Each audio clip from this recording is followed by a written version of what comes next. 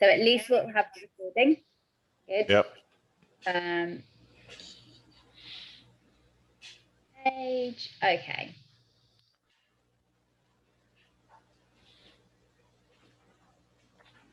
Hello everybody. Hello and welcome. We've had a few slight tech issues this morning, and we have been streaming, but not necessarily on your page. So this might be the first time that you're seeing us. So we'll say a very happy hello from me and from Matt Peale, who I'm going to introduce again, just in case you missed it. But Matt's the founding president and author of Athlete in the Game of Life.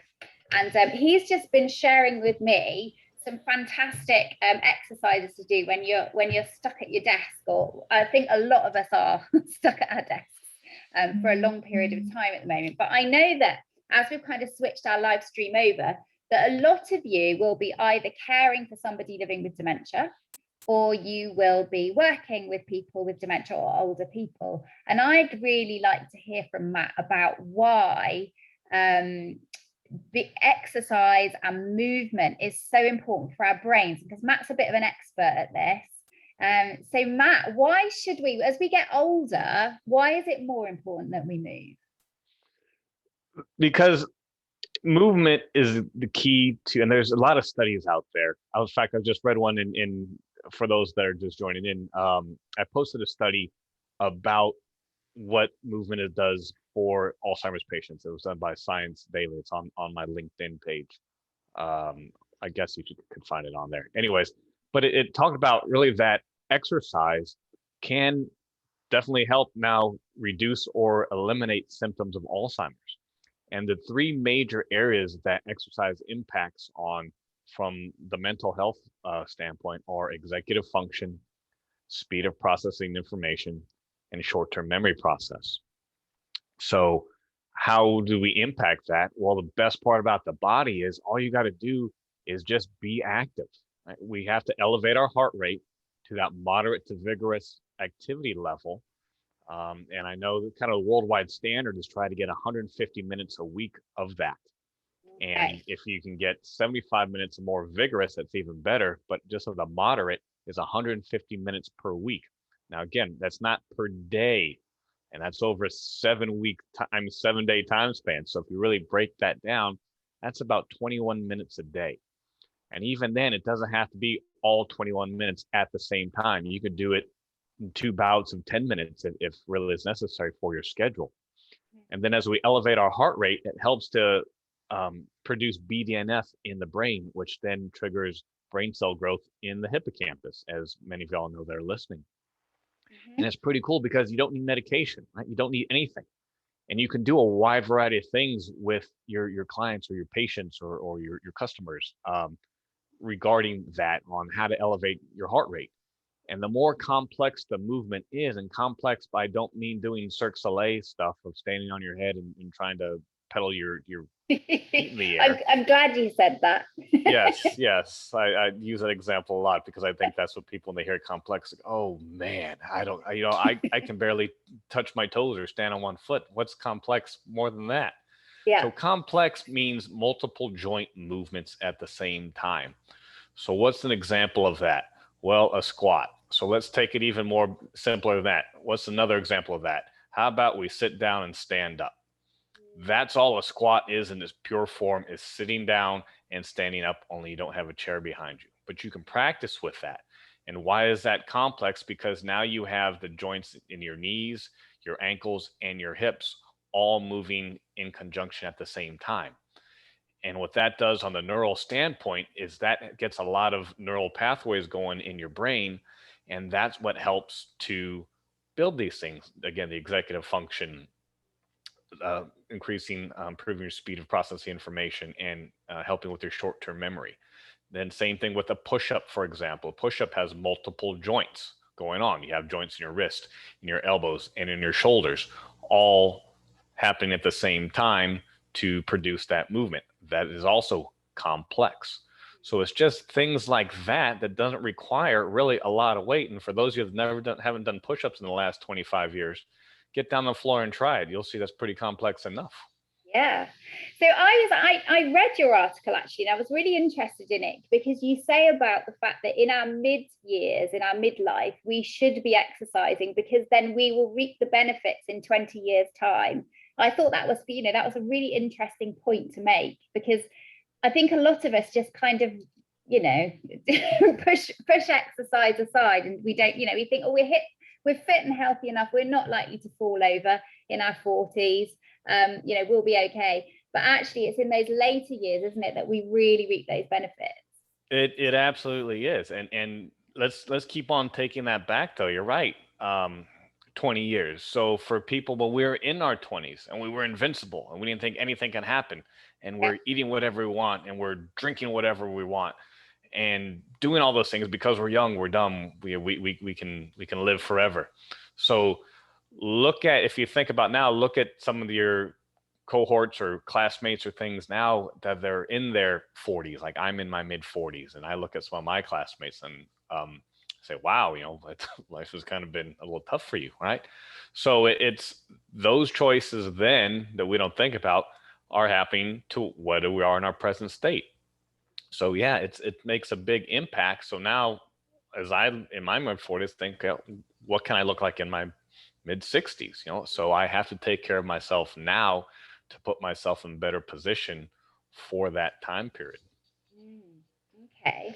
So my next question is about, if I am, let's say I was older, I'm not very confident, particularly after lockdown, not being out very much in the world, let alone moving very much. I think a lot of people have enjoyed, getting out and going for walks, but there are people who because of COVID have been sort of stuck in their houses, but perhaps they haven't had somebody to take them out for a walk. And so therefore, surely we'll be seeing people who are less able than they were before. How difficult is it to get up to a good amount of exercise again, do you think?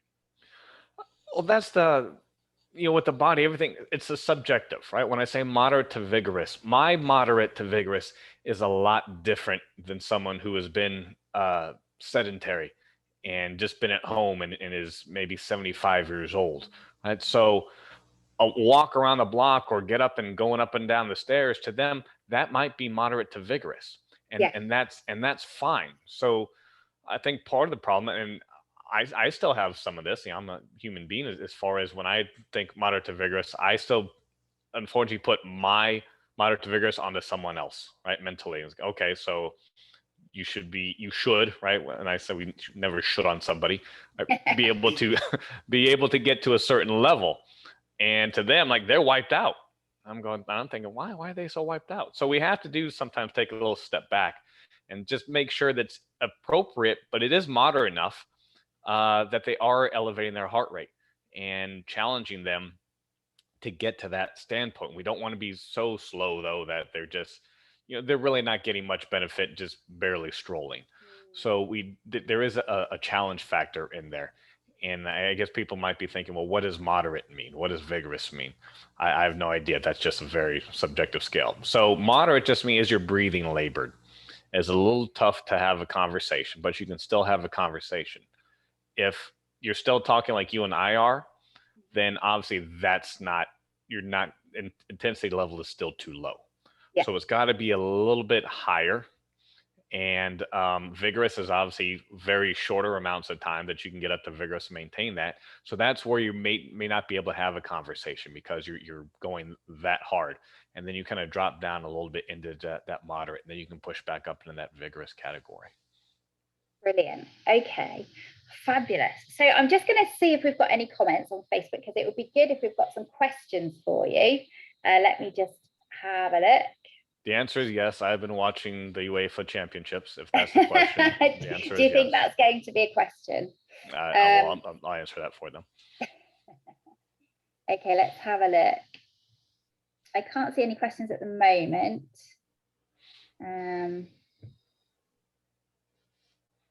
No, not yet. So if you have any questions for Matt, please do pop them in the comments section, and I'll ask Matt directly, because we've got him here. And I Take think if advantage it's of me. okay with Matt, we'll probably go over time just a little bit so we can have a bit more of your time if that's all right. Yes, yes, that's fine. So we'll hang around for a bit longer. So if you have a question for Matt, please do ask. I'm just going to keep an eye for a second. And I'll call out to Shania, who's my right-hand woman, that if any questions come in and I don't see them, please ping them over to me. I'm sure we can set up this better so that we can actually see everything at the same time. Okay, yeah, no, I'm on it. Okay, brilliant. So we've got some people watching. So hello, and it would be really good if you could do a little thumbs up to say that you're here.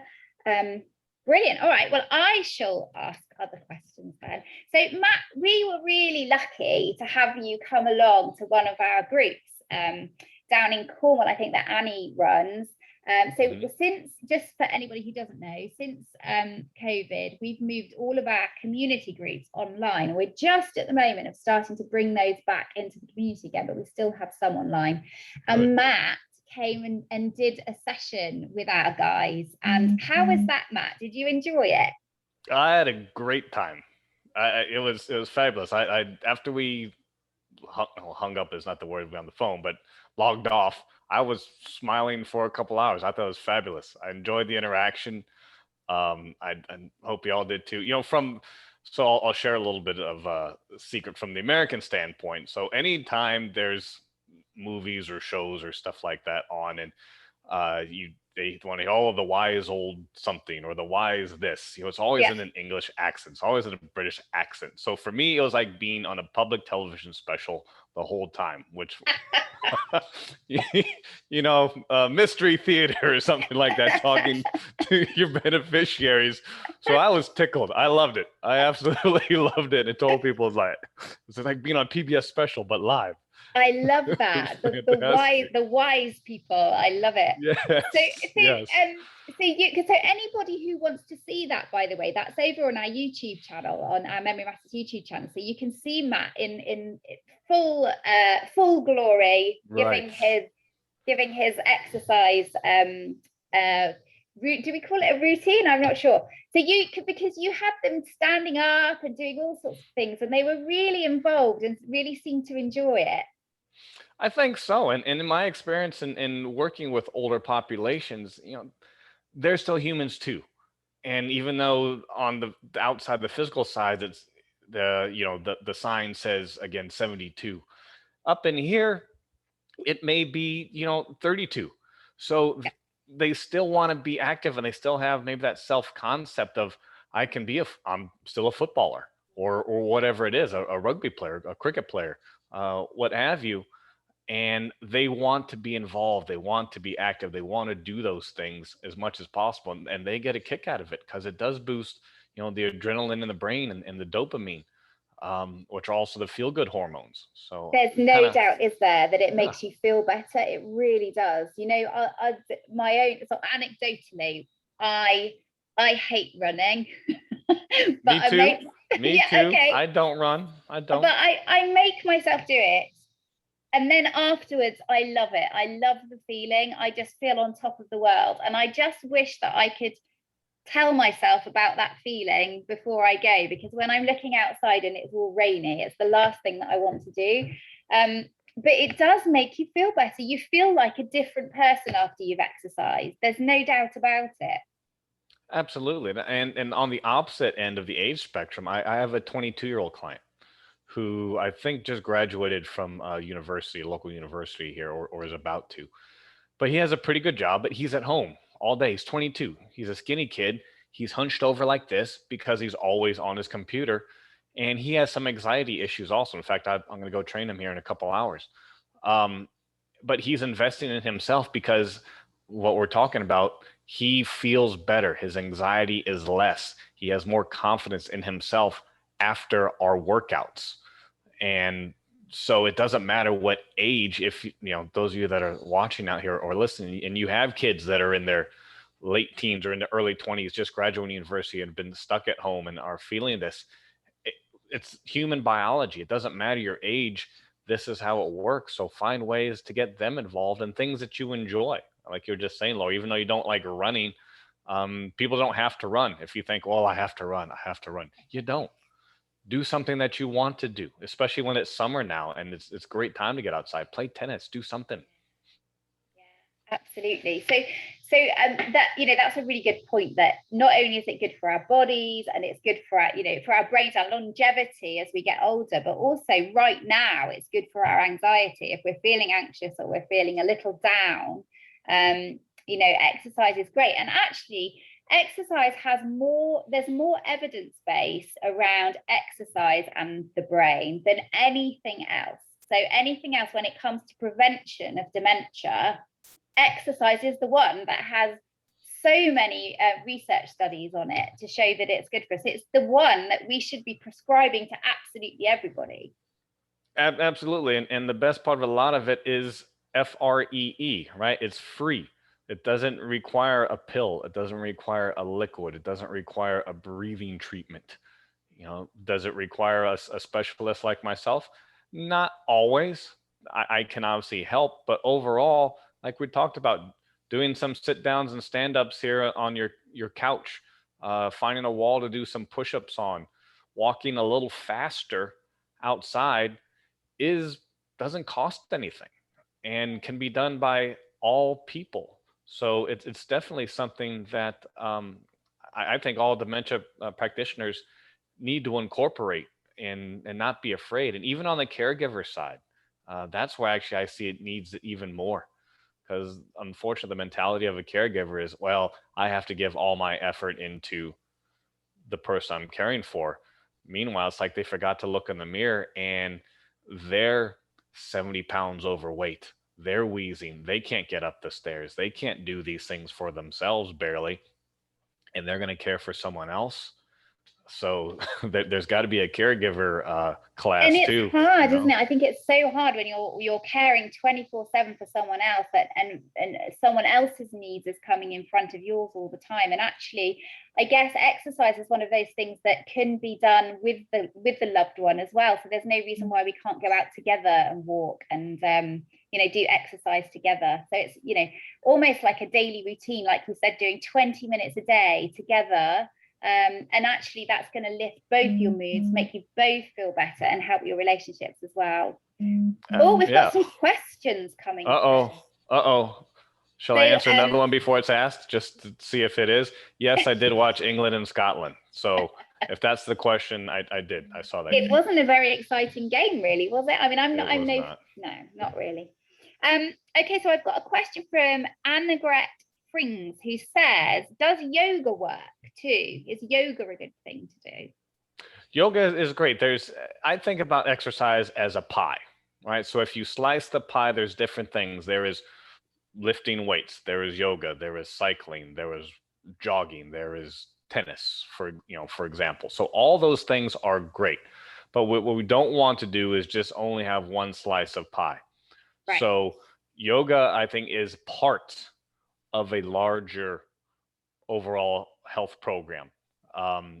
Yoga has benefits of mobility and flexibility, a little bit of some strength, but it doesn't necessarily have that in moderate to intense or that vigorous cardiovascular portion. You've not met my yoga teacher, Matt. I'm sure some yoga teachers will say, yes, it does. Well, so we want to do these other things, but yoga is definitely a good thing to have as part of your fitness routine. Yeah, so we need so my doing yoga and a bit of running, is that all right? So with my running, my heart rate's up and I'm breathing. Well, I can't speak, so that's got to Yes, so it's good. It's good. And one of the things I know our Center for Disease Control, and I've read it for Australia's and everybody else, another part of that 150 minutes is there 2 days a week of muscle and bone strengthening activities. So yes, that does mean having some resistance. It doesn't mean you have to bench press 300 pounds. Okay, that's not what we're talking about either. Push-ups are resistance. Squats are resistance here in your house. Doing some lunges are resistance. Things like that. If you can get a resistance band, again, that's all part of it. So make sure you're incorporating those, at least twice a week with that within, and you can make that as part of your 150 minutes, not just, well, it's additional. Now I don't have another 120 minutes to spend. Well, you're right. You don't have to. Just make Yeah. it as part of that 150. Yeah. That's great. And then, so another question from me, this one is because I've taken up wild water swimming, which has become incredibly popular. I don't know if it has in America, but in the UK during lockdown, because all the swimming pools we weren't able to go. So because we live near the coast, everybody was heading to the sea and swimming, even throughout the winter. Me too. And I absolutely love it. What are your thoughts on swimming? Is swimming, is another part of the pie, I guess. Swimming is fabulous. Swimming is, I shiver like, it's cold in the water there in England. Yes, it is. Yeah. That's but part of it though. right, you're right. Yeah, swimming is fabulous. Swimming is no impact. Right? You're not pounding on anything, and it's a great way for people that maybe have problems walking, but at least can move maybe their arms, or their legs are easier to kick with. So yes, swimming is an intense cardiovascular workout. Definitely swim away. If you swim properly, not if you're just sort of bobbing about like I do. Right. My swimming involves more standing and having a beer in my hand. That's the extent of my swimming. But actual swimming is very good for you. Yeah, when you do it properly. Okay, Yes. I've got another question from Amy, and she says, I own horses and have friends in their 70s who still ride with me and are so fit and healthy. Isn't that great? Absolutely. Not Absolutely. even a question, Amy, it's a statement, but it's a good one. Yes. Yeah. Whatever it is, that's the best part about it. And where I try to talk with people with that and say, do the things that you enjoy. It doesn't have to be stuff you don't like. Or again, we go back to the running example. I don't run. Not that I can't, not that I haven't done obstacle course races or like playing sports, but if you were to say, hey, will you come jog with me? That no, the answer is pretty much going to be no. I have something else to do. But if Laura were to say, hey, we're going to have play a little football game out there on the green. You want to come play, for 30 minutes or so? I'm in. Right. Right. So it's tricking myself. I'm not going to go for a jog, but I will get the same type of benefit in. For me, it's more fun. I'll go run for 30 minutes of just some pickup football there, on the green or on the pitch for a little while and get the same benefits. And for me, that's just more fun. But again, the heart doesn't know the difference. It's just going to pump away. So. Yeah, and it's so personal. It's like anything, isn't it? It's personal. You've got to enjoy it. Otherwise, you're not going to do it, are you? You're not going to do it when it's raining and it's wet and it's cold and it's dark outside. You won't do it. No. So yeah, it's finding something that you really enjoy. And I think the social side of exercising is underestimated. It's so I said I don't run. I don't like running. When I run with a group of people, you don't even know you're running because you're chatting, you're having a great time, and it feels like a social occasion rather than feeling like really hard work. Agreed. I think that's where for the older adults and those that are we're on that line of pushing into dementia and having those symptoms flare up. The pandemic was miserable from them having to stay away. And I know the health club that I work at, they're the older adults are coming back in, and some came back in as soon as it reopened because they were like, their views were a lot different, and we're not going to go down the political rabbit hole on this. But that's an important aspect of it, is that socialization. And I could tell that when we did our Zoom, them not being there, they weren't getting their exercise. And for some, that is the only time they're getting, is when they come into a facility or a center and have that structured approach to the group, and they enjoy the social interaction. And when they're missing it, and I think that's where government sometimes missed out on the boat, that, oh, we'll just isolate and people will be fine. And we're human beings, we don't isolate. That's not what mammals do.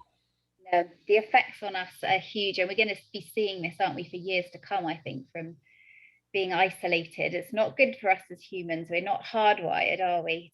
No. We're social beings, aren't we?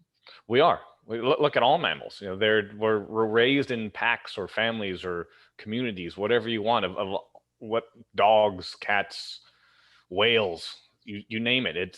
They're social. We're social animals as mammals are. Okay, well, I haven't got any more questions. If you do have any more questions, just stick them in. And I would like to ask about your. So I'm going to ask you, Matt. Put you on the spot because I haven't prepared you for this at all. But That's what all would right. be your one top tip? What would be the one thing if people go away from watching this with nothing else but this one thing? What would it be? I would say that you have to increase the intensity level of your exercise. That would be it. As again, as humans, we're gonna give ourselves the break. I'm exercising hard enough, and the reality is probably not. And especially maybe those that you were caring for, they'll get to a point and they know they want to stop, and maybe we have a little too much empathy or too much sympathy, and we stop for them. But we do have to get up to that moderate and even into the vigorous zone. So it's going to be labor. The breathing is going to be labored, and they need to be challenged. I would think that's the number one thing is we do have to challenge ourselves probably a little bit more than what's going on now. Okay, so where it's slightly difficult to have a conversation, that level. Yes. Yeah. And for some, that's just getting up, isn't it, and walking around, and that's that level. So I guess it's about really noticing what their conversation is like and what their breathing is like. Mm-hmm. And it's going, and the better conditioned we are, the more intense that has to be before we get there. So that's the good part, is it's a continually challenge. It's not just a plateau. Well, I'm going to run this or walk this same loop around the block just one time and be done. You are going to have to increase the amount of time and the intensity to achieve that level, which is fine. And that's in fact, what that's it's so about. positive, isn't it, for people to see that they're improving as well and that they can do more. And it certainly can be done no matter how old you are. No matter how old you are, absolutely. There's levels, there's ways to improve it, even just a little bit, right? That 1%, but that 1% can be a big difference. Brilliant. Oh, well, thank you so much, Matt. I think we will stop there. There's no more questions. So we'll say a goodbye to everybody who's been watching us live. And thank you, Matt. Lastly, it would be good for you to say where people can get hold of you and have a look at your work, because I know that you've got a book. Tell us about that, and where can people find you? The best way to do is go to my website, which is Matt Peale, PEALE.com. And on there, you can order my book. I also have a free report about back pain and a video series that you can download, which doesn't cost anything, right there on the homepage. And I have an online program called Overcoming Chronic Pain Through Stretching and Strengthening. And that's a completely online program. And you can order that, and talks about ways to stretch and strengthen all of your joints. And you can do it right there from your house with some videos and some pictures and some ways to feel better. That's fantastic. So mattpeale.com. Okay, so that's where you can find Matt. Fantastic. Well, thank you so much for joining us today, Matt. And thank you, Laura. Yeah, thank you. Bye, everybody.